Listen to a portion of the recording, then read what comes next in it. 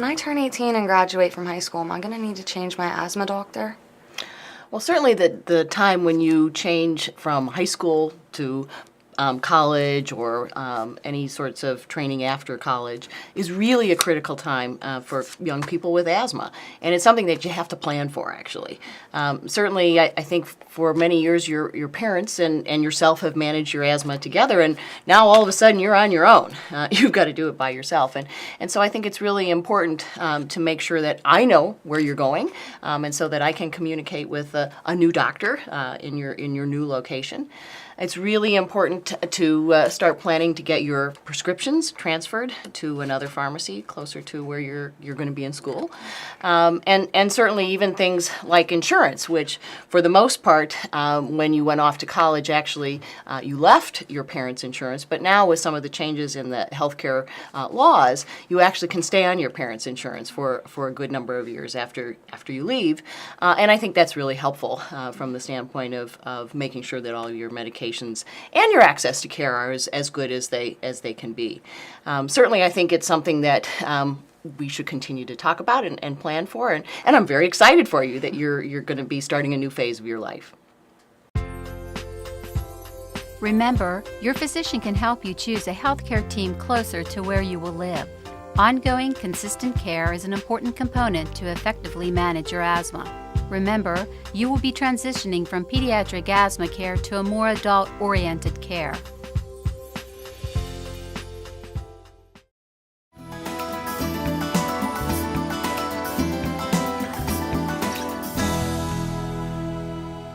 I'm really looking forward to being independent, and I'd like to know how to do all of this on my own.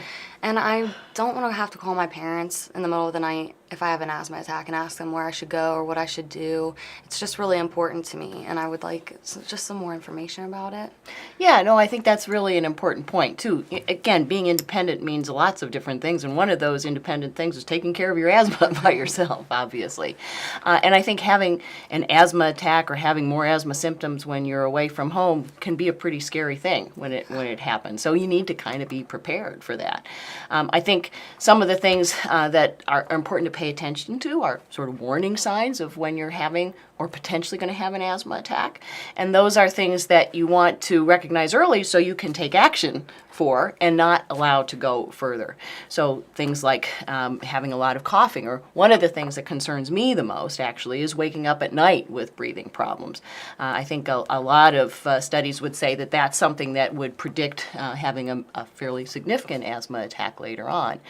So, and most of us would say that having an asthma action plan of some sort can be very helpful in that. So, sitting down with your doctor, going through particular points, identifying symptoms that you have, identifying particular steps that you should take when you have an increase in symptoms, like increasing your rescue inhaler use, maybe even things like increasing your inhaled corticosteroids, and then obviously knowing when it's time to call the doctor and say, okay, I really need some help here because I'm not getting better. All of those things, I think, can make the transition to independence much easier to deal with. And I think it's important as you're developing this action plan to actually make sure that you know exactly what your medications are for and how they should be taken. Do you feel pretty comfortable with that? Yeah, but I still need to ask sometimes. I still get confused. There's a lot. Well, and asthma is one of those diseases that unfortunately has a whole variety of different inhalers. I've got a picture here of all the different inhalers, and sometimes it can be quite confusing to see these different inhalers here, and knowing that they're all a little bit different and they all have a different purpose, and importantly, they actually all have a different way that they have to be used. Some of them have to have a spacer used with them. Some of them don't need a spacer. How do you know? It can be really confusing. So I think it is very important for us to sit down and kind of go over which medications are for which purposes. And of course, in your case, you are on a long-term controller medication. You're on an inhaled steroid, which is the gold standard of care for the majority of asthmatics. And that's something that it's really important for you to remember to take every day. And of course, that's going to be one of the biggest challenges you have going off on your own, is now you got to remember to take those medications. And of course, some of them have to be taken twice a day, some of them can be taken once a day, but the most important thing is to remember to take them. And of course, you're distracted by lots of other things when you're off on your own. So trying to remember to take that controller medication that is there to prevent you from having asthma attacks is really, really an important thing to do. But then recognizing when you do have issues, and as we develop that asthma action plan for you, knowing that when you have an increased cough or increased wheeze or increased symptoms at night, that you're going to reach for your rescue inhaler. And you need to identify that one and say, this is one that I need to take with me wherever I go, whether I'm at the gym, whether I'm in the classroom, whether I'm walking to and from the classroom. I need to have that rescue inhaler with me because that's the one that when you get into trouble, you're going to want to use, and you're going to want to use really until you start feeling better or you reach the next phase of your asthma action plan. So I think it's really important to distinguish those things, to, again, recognize the triggers, the things that can cause you to have an asthma attack. Certainly there's lots of different things, from exposure to smoke, from exposure to animals, and certainly cats are one of the big ones. Many people have problems when they're around cats, seasonal pollens, and probably one of the most important ones is actually just getting a cold and having a virus trigger your asthma too. So all of those things I think are important to be aware of and say, oh, I'm in a situation where my asthma could now get a little bit worse, and I need to take the precautions and really stick to my regimen as strictly as possible.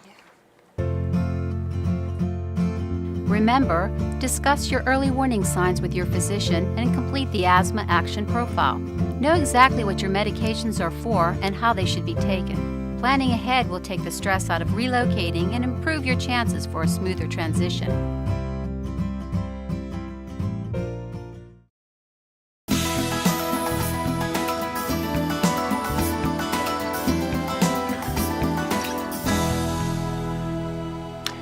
Do you have exercise-induced asthma? Yes, I actually do. That's one of the things that attracted me so much to this school, was their awesome exercise facility that they have on campus. And certainly that exercise-induced asthma is pretty common among young people, and exercise can be one of the big triggers for making asthma worse. The good news is usually it doesn't throw you into a really bad attack, but it can make you struggle for certainly an hour or two after the exercise. And there are things that it's important to think about when you're going to exercise. One of the things is that you should always have, as we've talked about earlier, your rescue inhaler with you. And so 15 to 20 minutes before you exercise, it's important to take a couple puffs of your rescue inhaler, because that will allow your airways to open up and make it easier for you to exercise, and less likely for you to actually have an asthma attack at the end of your exercise cycle. Certainly if it's a really cold day, it's hard to exercise outdoors, and you probably want to wear a mask that will help with that. And then high pollution days, you want to avoid exercising outdoors too. But it sounds like you've picked a great spot with a great indoor exercise facility, and I think that's certainly going to be to your benefit, because even on those bad days you're going to be able to exercise indoors. But I think taking all those precautions, you're going to be enjoying the activities and the facility that you have at your new location. Remember, consider how issues like where you live, your roommate, and even a career choice can impact your asthma. A change in climate can also affect how you manage your asthma. An asthma action profile can help you share important information with your healthcare team.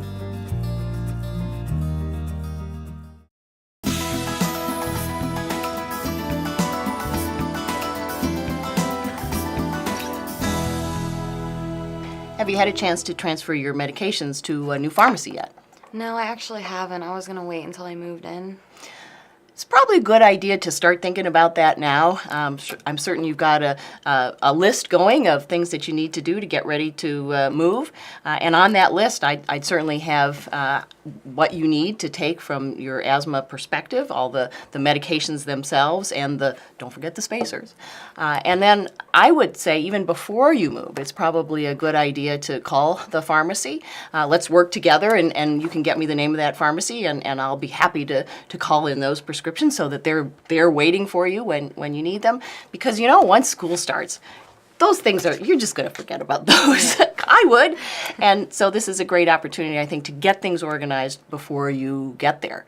I think it's really important that we go over your asthma action plan. And I think for anyone moving off to college or trade school or wherever, just moving away from home, it's really good to have a plan. And certainly Breathe Pennsylvania has a lot of resources on their website that can help all of us in that transition period.